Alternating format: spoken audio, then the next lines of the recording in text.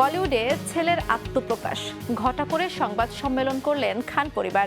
মায়ের প্রযোজনায় ছেলের হাতে খড়ি হলেও নেপথ্যে দিশা দেখিয়েছেন বাবা শাহরুখ। এদিন বলিউড বাদশার তারকাসুলভ ভঙ্গিমা নয়, দর্শক দেখেছেন পিতৃসুলভ আবেগ।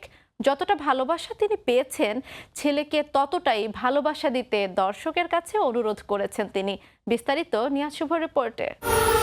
नजरें झुका के शर्मा के गलियों से गुजरती थी।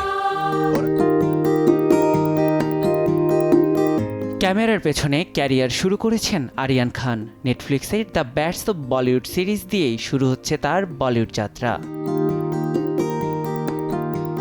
বাবার সঙ্গে চেহারা আর ভঙ্গিতে মিল থাকায় অনেকের মতে আরিয়ান যেন একেবারেই ছোট শাহরুখ।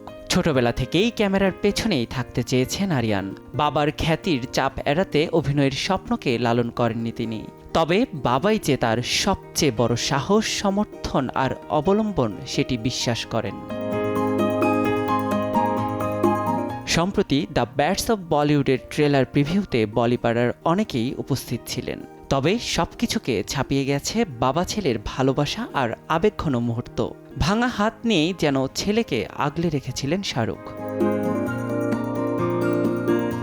কাগজে নিজের বক্তব্য লিখে পকেটে রেখেছিলেন আরিয়ান। সঙ্গে এনেছিলেন ছোট একটি টর্চ। বাবা শাহরুখের পিঠেও সাঁটা ছিল তার সেই বক্তব্য। আরিয়ান যখন কথা বলছিলেন, এক মুহূর্তের জন্য তার থেকে চোখ সরাননি শাহরুখ। আবেগঘন সেই দৃশ্য আপ্লুত করেছে উপস্থিত দর্শককে।